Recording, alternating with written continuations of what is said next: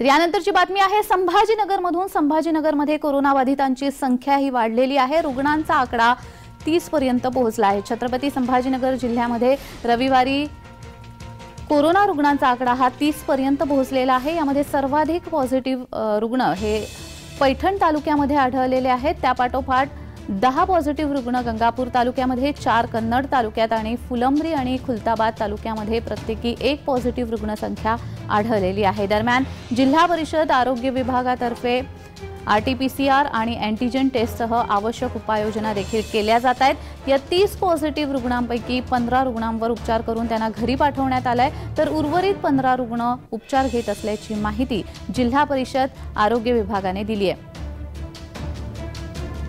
तर या संदर्भात अधिक माहिती देत आहेत आमचे प्रतिनिधी विजय चिडे। विजय, संभाजीनगरमध्ये कोरोनाबाधितांची संख्या ही वाढती आहे, तर कशा पद्धतीने आरोग्य विभाग यावर पुढची पायरी घेत आहे?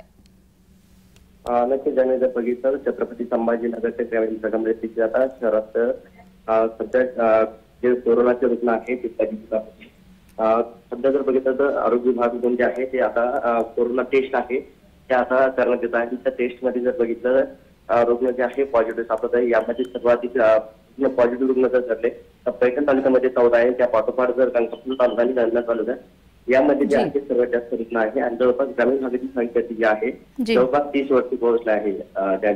त्यामुळे सतर्क झालेले पाहायला मिळतात। जी विजय, मात्र जे रुग्ण सापडलेले आहेत आतापर्यंत रुग्णसंख्या ही 30 वर गेलेली आहे। जितके रुग्ण सापडलेले आहेत त्यांच्यामध्ये लक्षणं कशा पद्धतीने आढळून येतात? लक्षणं ही तीव्र आहेत की सौम्य स्वरूपाची आहेत? आता तुझ्या बघितलं जे रुग्ण आहे ते आता त्यांचे लक्षण काय आहे सौम्य पद्धतीचे आहे। त्यामुळे सध्या आता जे कोरोना पॉझिटिव्ह रुग्ण आहे ते होम डिलिव्हरीचे आहे। सध्या सगळे रुग्ण जे आहे घरूनच उपचार घेत आहे आणि त्यांच्यावरती घरीच जे आहे आरोग्य विभागातून देखरेख करण्यात येत आहे। त्यामुळे जे रुग्ण सध्या घरूनच उपचार घेत असल्याची माहिती समोर आलेली आहे त्यांनी। जी विजय, तुम्ही आमच्याशी असे जोडलेले राहात। पुढच्याही बातमीसाठी तुमच्याकडून माहिती अपेक्षित आहे।